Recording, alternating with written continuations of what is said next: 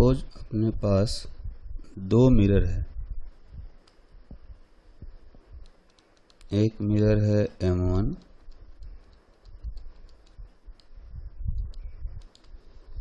और दूसरा मिरर है M2।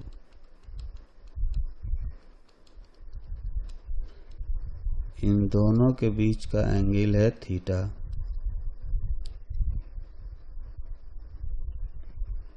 M1 पर ये नॉर्मल हो गया। एक लाइट रे आता है जिसका कि एंगल ऑफ इंसिडेंस है I। अगर लाइट रे थर्ड रिफ्लेक्शन के बाद अपने पाथ को रिट्रेस करता है तो हमें पता करना है कि एंगल ऑफ इंसिडेंस I का वैल्यू कितना होना चाहिए। We have to find the angle of incidence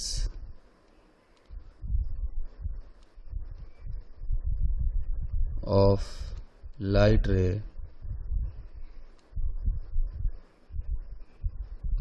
so that it retraces its path after third reflection। तो जैसा कि हम जानते हैं कोई लाइट अपना पाथ रिट्रेस तब करेगा जब उसका डायरेक्शन को रिवर्स कर दिया जाएगा, मतलब किसी मिरर पर परपेंडिकुलर इंसिडेंट हो रहा होगा। तो इसका सॉल्यूशन देखेंगे। सपोज ये है अपना मिरर M1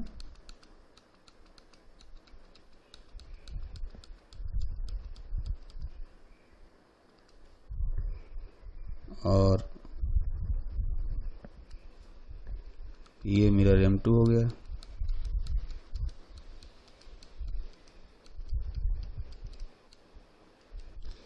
दोनों के बीच का एंगल है थीटा।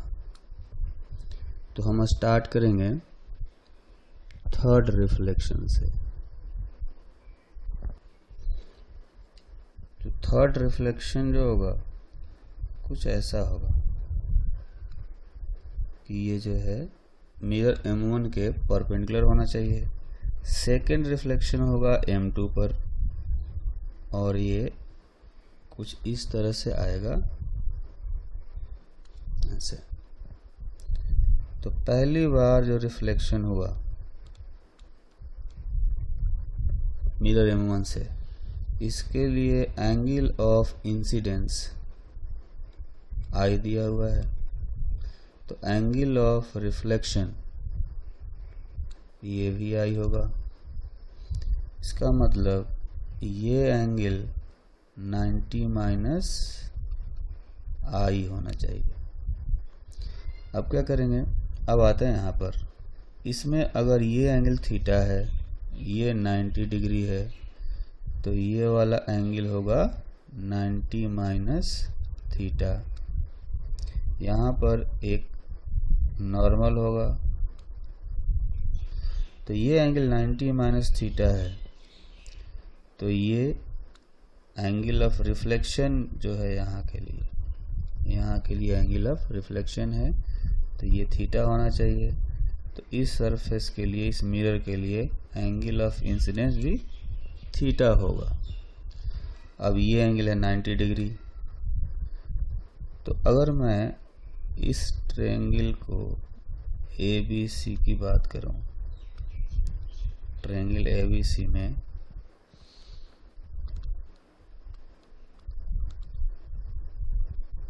जो तीन एंगल है, तीनों का सम 180 डिग्री होना चाहिए। तो ये है 90 degree plus 2 theta plus 90 minus I, तीनों का सम 180 डिग्री होना चाहिए। तो यहाँ से हम देख सकते हैं कि 2 theta minus I is equal to 0 हो गया। इसका मतलब I is equal to 2 theta हो गया। इसको हम लोग जनरलाइज भी कर सकते हैं और वो आप खुद अपनी कॉपी में अपने घर पे करके चेक कर सकते हैं कि अगर लाइट रे फोर्थ रिफ्लेक्शन के बाद पाथ को रिट्रेस करेगा तो एंगल ऑफ इंसिडेंस होगा 3 थीटा। अगर फिफ्थ रिफ्लेक्शन के बाद पाथ को रिट्रेस करेगा तो एंगल ऑफ इंसिडेंस होगा 4 थीटा। तो in general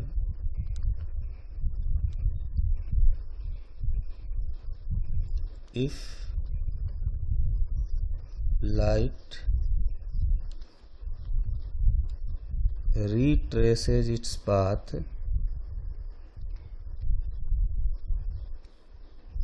after nth reflection,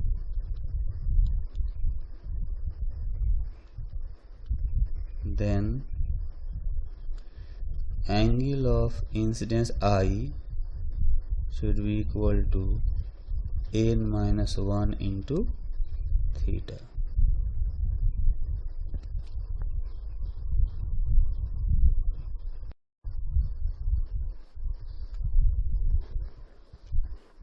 तो प्लेन मिरर जो है हमेशा ही कंप्लीट इमेज बनाता है किसी भी ऑब्जेक्ट का, चाहे मिरर का जो साइज है वो चाहे कितना भी छोटा क्यों ना हो। ये अलग बात है कि उस इमेज को हम देख सकते हैं या नहीं देख सकते, ये डिपेंड करता है कि हम ऑब्जर्वर जो है वो कहाँ पर खड़ा है। लेकिन ऑब्जेक्ट का कंप्लीट इमेज हमेशा बनता है मिरर में, चाहे साइज कितना भी छोटा क्यों ना हो। A mirror forms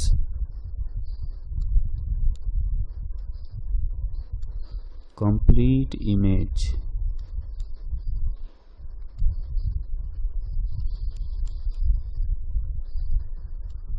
of an object irrespective of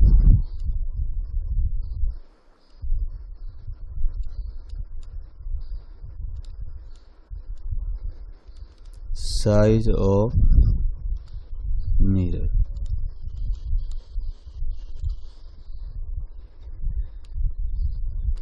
अगर साइज छोटा होगा तो इंटेंसिटी हो सकता है कि इमेज की कम हो जाए, लेकिन कंप्लीट इमेज बनेगा हमेशा। Intensity of image may be low if size of mirror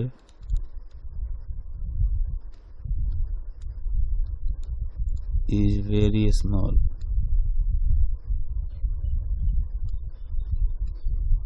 क्योंकि बहुत ही कम लाइट रेज मिरर पर इंसिडेंट होंगी और रिफ्लेक्ट होंगी, और इसलिए जो इमेज की इंटेंसिटी होगी वो कम हो जाएगी।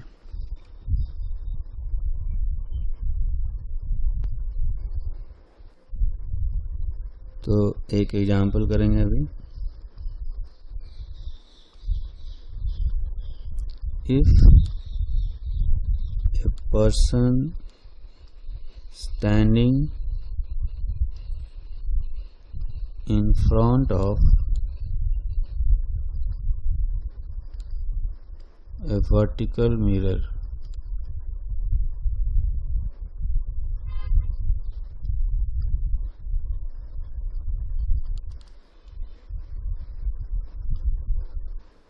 then we have to find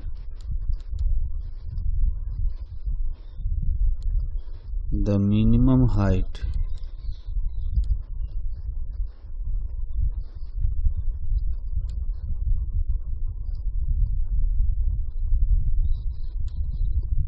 of mirror so that he can see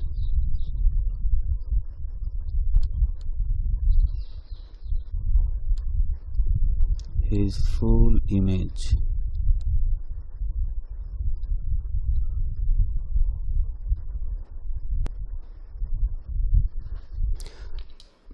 तो हम देखेंगे कि सपोज हमने एक बहुत बड़ा मिरर ले लिया, ये मिरर है,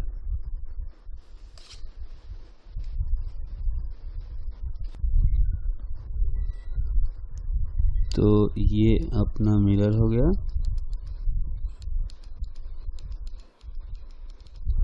और इसके जस्ट सामने कोई आदमी खड़ा है। इस आदमी का जो हेड है वो है H, इसकी आईज वो है E और ये है लोअर मोस्ट पॉइंट इसका लेग। तो हमें पता है कि इसका जो इमेज बनेगा वो मिरर के जस्ट पीछे इक्वल डिस्टेंस पर बनता है। तो हेड का इमेज H डैश यहाँ बनेगा, आईज का इमेज E डैश यहाँ बनेगा और लेग का इमेज L डैश यहाँ बनेगा। तो होना ये चाहिए कि अपना जो हेड है, हेड से अगर कोई लाइट रे मिरर पर इंसिडेंट होता है इस तरह से, हेड से अगर कोई लाइट रे इंसिडेंट होता है तो लाइट रे कुछ ऐसा दिखेगा।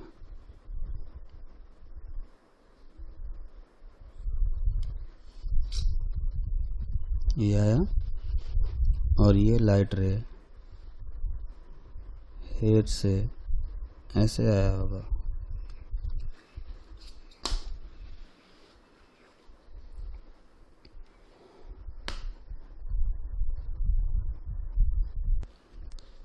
तो लाइट रे फिर से ड्रॉ करते हैं। ये जो लाइट रे है हेड से आएगा और वहाँ से रिफ्लेक्ट होने के बाद आई के पास जाएगा, तब हमें इस हेड का इमेज कुछ इस तरह से दिखेगा। उसी तरह से लेग से जो लाइट रे मिरर पर इंसिडेंस होंगी, लेग से जो लाइट रे मिरर पर इंसिडेंस होंगी वो रिफ्लेक्शन के बाद आईज के पास जाएंगी। ये आई को लगेगा कि ये लाइट रे एल डैश से आ रहा है। तो फाइनल इमेज जो है वो अपना ये है H डैश E डैश और L डैश, ये फाइनल इमेज है। तो हम ये देख सकते हैं कि अगर ऑब्जेक्ट और मिरर के बीच का डिस्टेंस है x,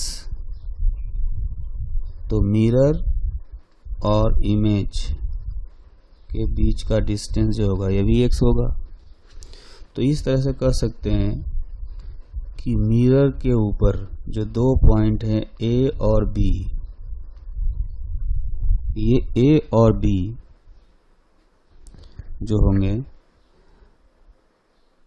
EH डैश का और EL डैश के मिड पॉइंट्स होने चाहिए, है ना। Points A and B are mid points of lines EH dash and EL dash respectively. तो हम ये कह सकते हैं कि मिरर का जो साइज है वो अपना अब रिड्यूस हो गया है सिर्फ AB लेंथ के इक्वल। उसके अलावा ये जो एक्स्ट्रा पार्ट है A के ऊपर और B के नीचे, ये वाला मिरर का पार्ट नहीं भी रहेगा तो भी आदमी जो है अपना इमेज देख सकता है। तो हमें क्या करना है, इस मिरर का जो मिनिमम लेंथ है यानी AB का लेंथ हमें पता करना है।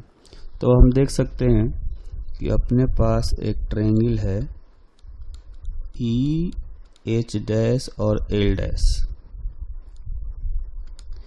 इस ट्रायंगल के दो साइड्स के मिड पॉइंट्स हैं A और B। तो A और B जो है,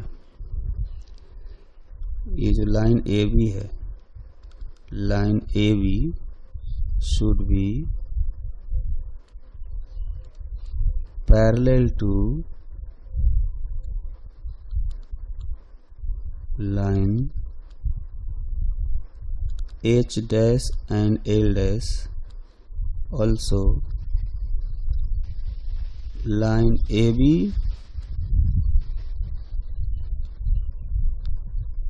should have length equal to half of length H dash L dash. Since H dash L dash is equal to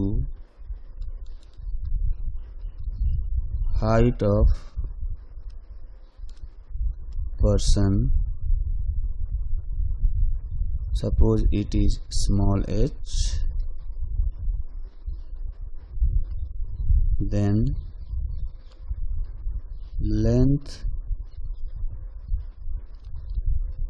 of mirror AB should be h/2। तो हम ये कह सकते हैं कि आदमी जो है अपने हाइट के आधे लेंथ का मिरर रख करके खुद का इमेज कंप्लीटली देख सकता है। तो अभी हम एक और एग्जांपल करेंगे। जैसे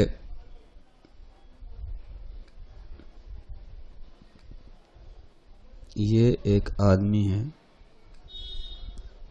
जो कि अपने फुल फेस का इमेज किसी मिरर में देखना चाहता है।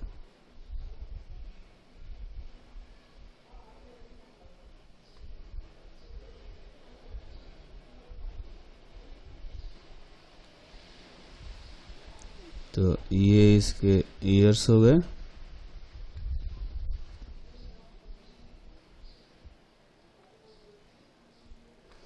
इस आदमी के दोनों ईयर्स के बीच का सेपरेशन दिया हुआ है B और दोनों आईज के बीच का सेपरेशन ये है A। तो हमें पता करना है कि मिरर का मिनिमम विड्थ कितना होना चाहिए जिससे ये आदमी अपने पूरे फेस का इमेज मिरर में देख सके।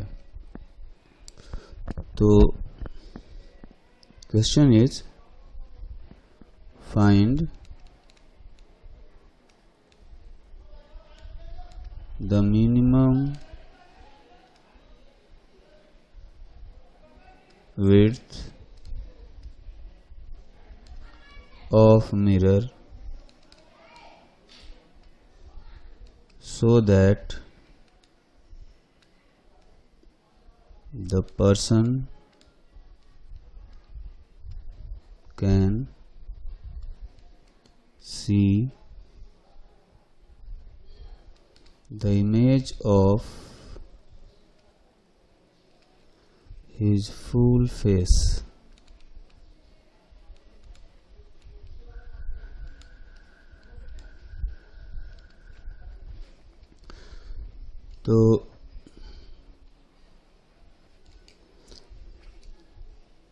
तो यहाँ पर हम ऐसे देख सकते हैं कि आदमी का एक ईयर ये हो गया, दूसरा ईयर यहाँ पर है, और ये इसके 2 आईज हो गए बीच में।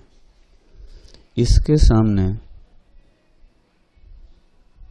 हमने एक मिरर रख दिया।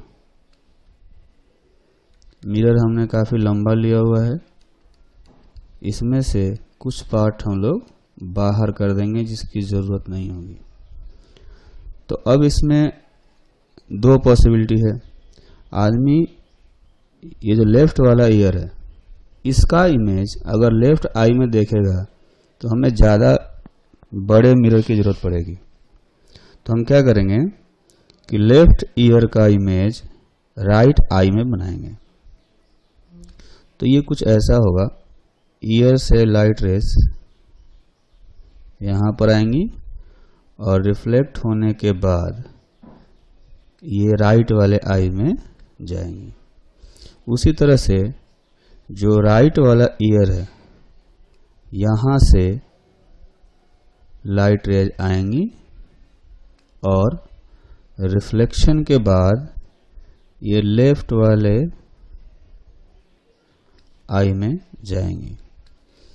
तो इस तरह से हमने मिरर का जो विड्थ है वो कम कर दिया।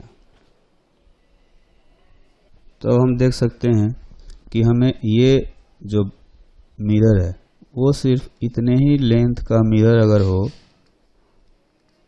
तो अपना फुल इमेज जो है, फुल फेस का इमेज जो है वो ऑब्जर्वर देख सकता है। बाकी इधर वाला मिरर और इधर वाला मिरर अपने काम का नहीं है। तो अब इसका डायमेंशन देखते हैं। ये दोनों ईयर के बीच का सेपरेशन दिया गया है b, और दोनों आईज के बीच का सेपरेशन है a। तो अगर सिमेट्री देखें तो सिमेट्री के हिसाब से जो है एडजेसेंट आई और ईयर के बीच का सेपरेशन ये होना चाहिए b minus a divided by 2।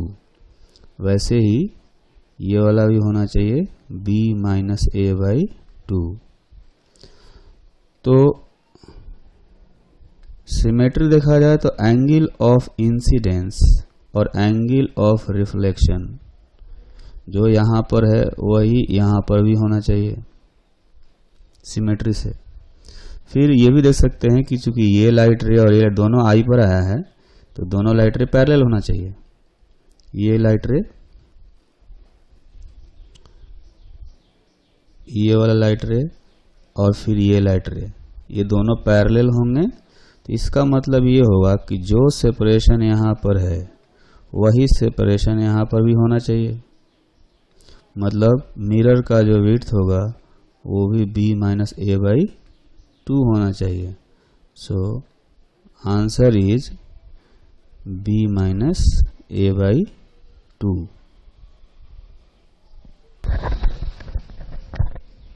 Suppose अगर 2 मिरर को थीटा एंगल पर रखा गया है और दोनों मिरर के बीच में कोई ऑब्जेक्ट है, ये दोनों मिरर मिल करके ऑब्जेक्ट के टोटल कितने इमेज बनाएंगे। अब ये कॉन्सेप्ट हम जानने की कोशिश करते हैं। तो अभी हम सीखेंगे image formation by 2 mirrors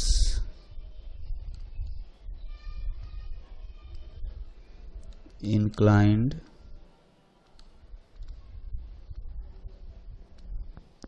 at angle theta।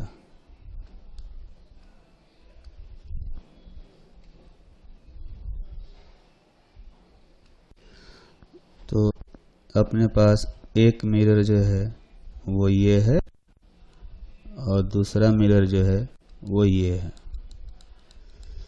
तो ये जो मिरर हैं इन दोनों के बीच का एंगल है थीटा। अब जो है तो इन दोनों मिरर के बीच में ऑब्जेक्ट कहीं भी रखा जा सकता है। हो सकता है कि एंगल बाइसेक्टर पर रखा हो सकता है एंगल बाइसेक्टर के अलावा कहीं दूसरी जगह पर रखा हो। तो जैसे ये लाइन है, ये है एंगल बाइसेक्टर। अगर एंगल बाइसेक्टर पर कोई ऑब्जेक्ट रखा होगा तो कहेंगे कि ऑब्जेक्ट का जो प्लेसमेंट है वो सिमेट्रिक है। इसके अलावा कहीं भी रखा होगा बीच में तो कहेंगे कि जो प्लेसमेंट है वो अनसिमेट्रिक है।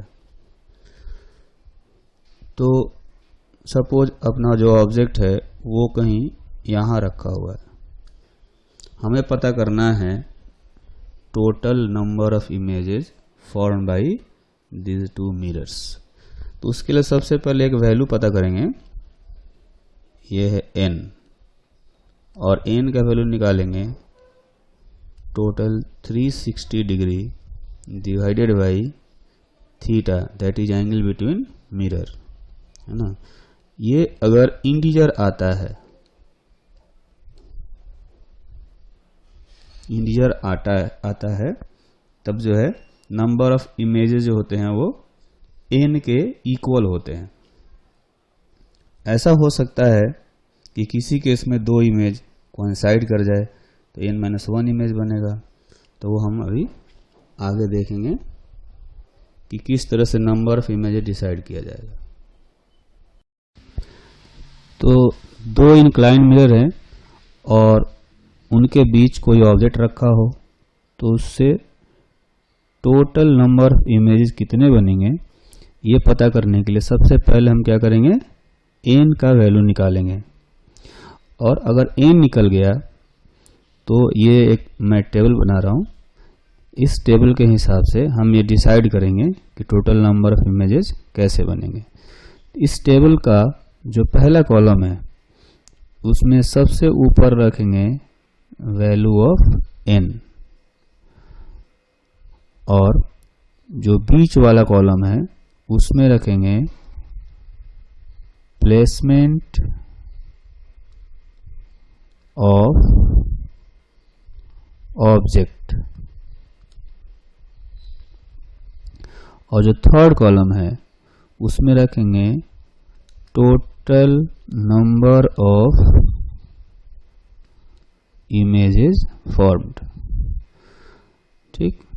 अब अगर ऐसा हुआ कि जो हमने n फाइंड किया है, अगर वो n इवन नंबर हुआ, n अगर इवन नंबर हुआ तो ऑब्जेक्ट को कहीं भी रखेंगे मिरर के बीच में तो लास्ट के दो इमेज कोइंसाइड कर जाते हैं और हमें जो है एक कम इमेज दिखता है।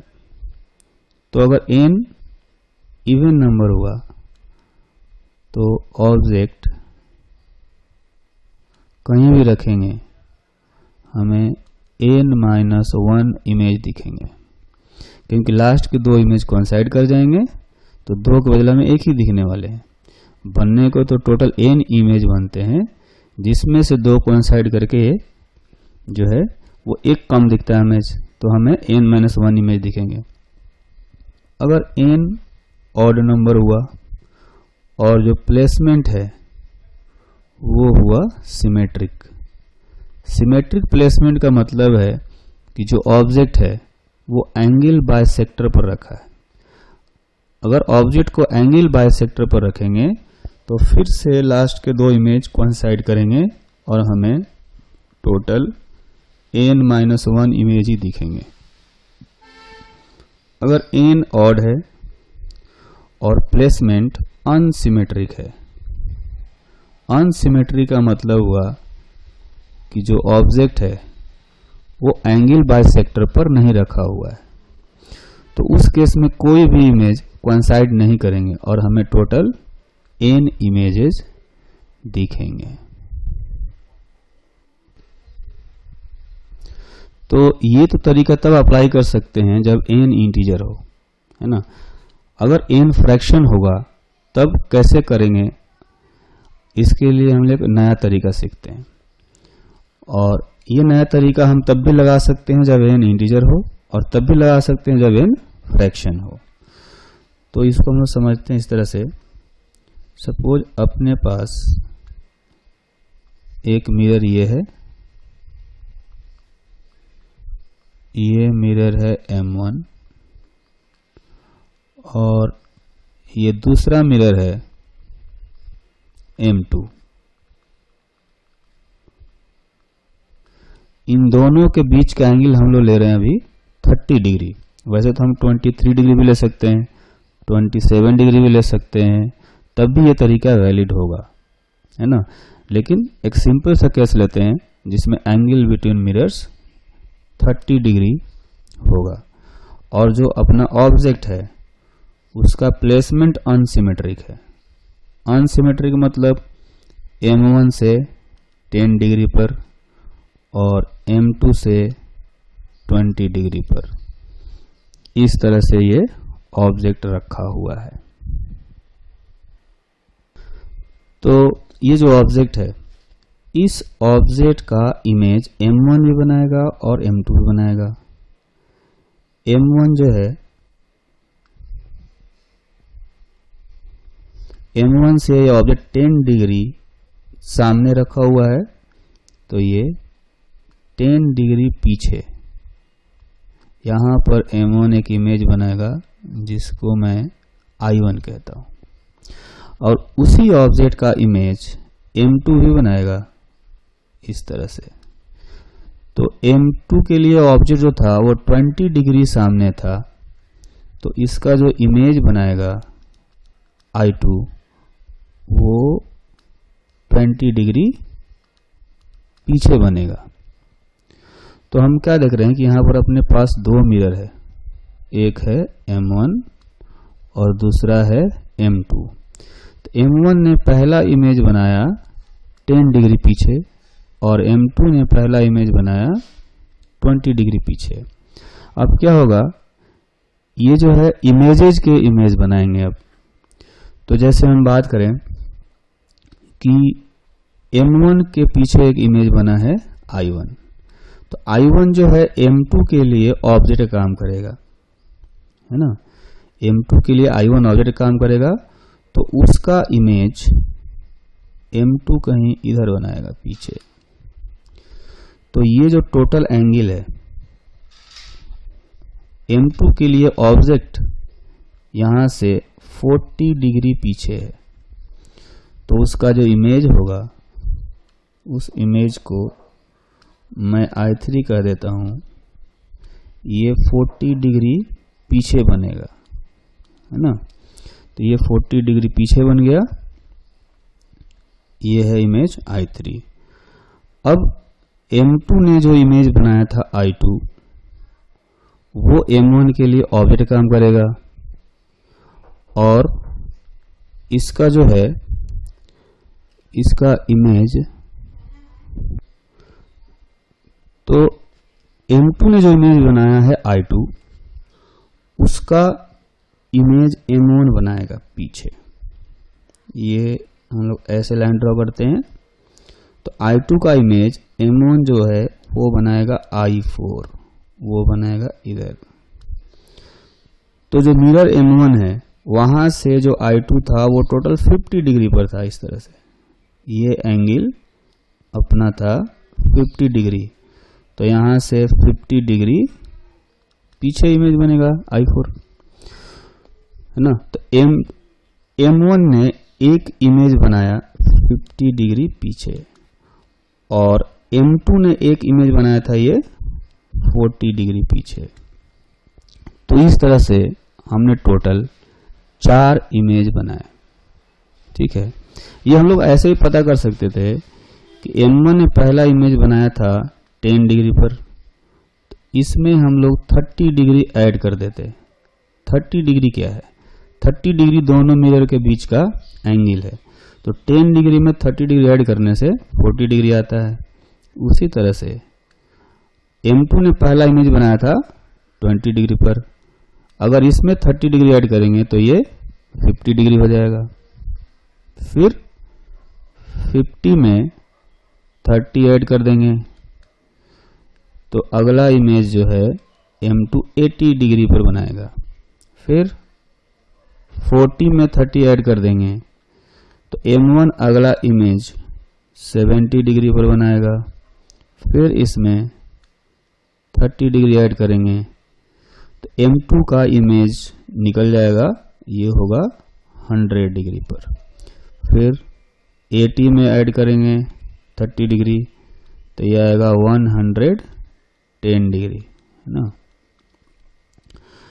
अब इस तरह से 30 डिग्री हम लोग ऐड करते जाएंगे और इमेज के लोकेशन हमें मिलते जाएंगे। तो 110 में ऐड करने से 140 आया, 100 में 30 ऐड करेंगे तो 130 आएगा। और फिर से इसमें 30 ऐड करेंगे तो आएगा 160 डिग्री। फिर 140 में ऐड करेंगे तो आएगा 170 डिग्री। अब यहाँ पर हमें रुकना पड़ेगा क्योंकि अब अगर हमने इसमें 30 ऐड किया तो अगला एंगल जो आएगा वो 180 क्रॉस कर जाएगा। टोटल एंगल 180 क्रॉस नहीं करना चाहिए, ज़्यादा से ज़्यादा 180 के इक्वल हो सकता है या कम हो सकता है ना, ज़्यादा नहीं हो सकता कभी। इनफैक्ट 180 से कम ही रहना चाहिए। तो इस तरह से हमने M1 और M2 दोनों के सारे इमेज पता कर लिए।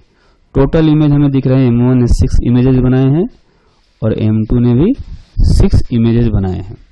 लेकिन इसमें हो सकता है कि लास्ट के 2 इमेजेस कोइंसाइड कर रहे हो, तो वो चेक करने के लिए अपने पास एक तरीका है। तरीका ये है कि लास्ट के जो दोनों एंगुलर पोजीशन है, जैसे यहाँ पर है 170 डिग्री और 160 डिग्री, इन दोनों को ऐड करेंगे और इसके साथ में जो एंगल बिटवीन मिरर्स था 30 डिग्री उसको भी ऐड करेंगे। अब ये तीनों का सम अगर 360 डिग्री आ गया तो इसका मतलब हुआ कि लास्ट के 2 इमेज कोइंसाइड करेंगे। अगर ये 360 डिग्री से कम हुआ तो लास्ट के 2 इमेज कोइंसाइड नहीं करेंगे। तो अभी इस केस में 360 डिग्री आ रहा है और इसलिए लास्ट 2 images will coincide। अगर लास्ट के 2 इमेज कोइंसाइड कर जाएंगे तो हमें कितने इमेज दिखेंगे?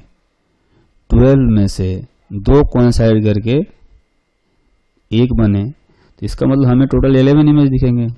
So total number of images formed is equal to 12 minus 1, that is 11। तो ये हमने इस तरह से पता किया। ये एक नया तरीका था हमारे लिए, है ना। लेकिन यहाँ पर अगर यह एंगल 30 डिग्री नहीं होकर के 23 डिग्री होता या 27 डिग्री होता, जिसके लिए n का वैल्यू इंटीजर में आता, उनके लिए भी ऐसे ही हम लोग ऐड कर करके हर इमेज का लोकेशन पता कर सकते थे। ठीक है, तो अभी हमने 30 डिग्री के लिए हमने इस तरीके से टोटल नंबर ऑफ इमेजेस निकाले। अब जो अपना पहला मेथड था जिसमें हम लोग n का वैल्यू पता करते थे, फिर नंबर ऑफ इमेजेस पता करते थे, अगर उस तरीके से निकालें ये 30 डिग्री एंगल के लिए तो n का वैल्यू क्या आएगा?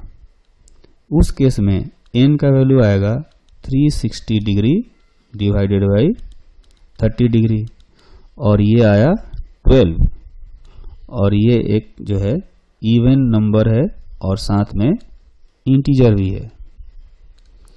तो अपना पहला वाला तरीका लगा सकते हैं क्योंकि इसमें ये एक इंटीजर नंबर है।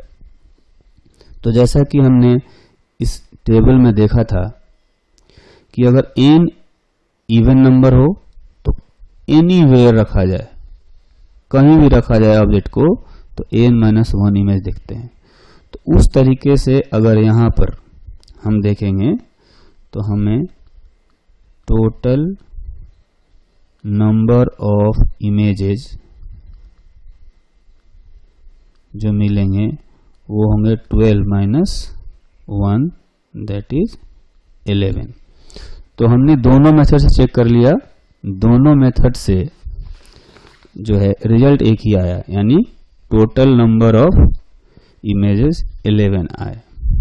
ठीक है, अब ये जो तरीका है, दो मिरर अगर एक ऑब्जेक्ट का इमेज बना रहे हो तो उसमें जो है कुछ इंपॉर्टेंट पॉइंट्स होते हैं जो कि हमें ध्यान रखना चाहिए।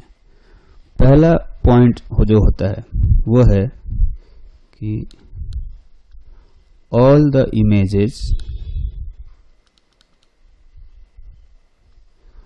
Formed by two inclined mirrors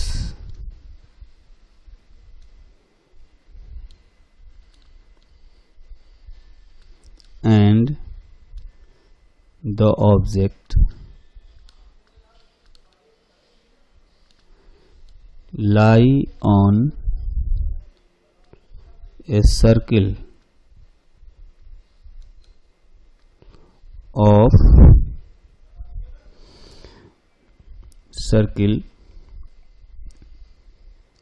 whose radius is equal to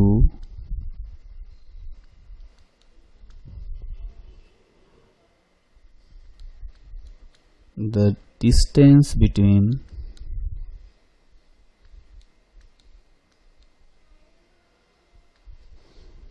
object and point of intersection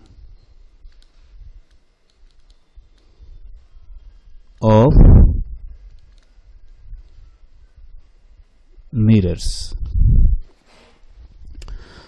तो ऐसा कर सकते हैं कि अगर अपने पास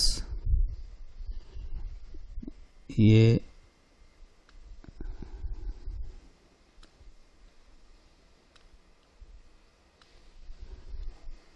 अपने पास दो मिरर है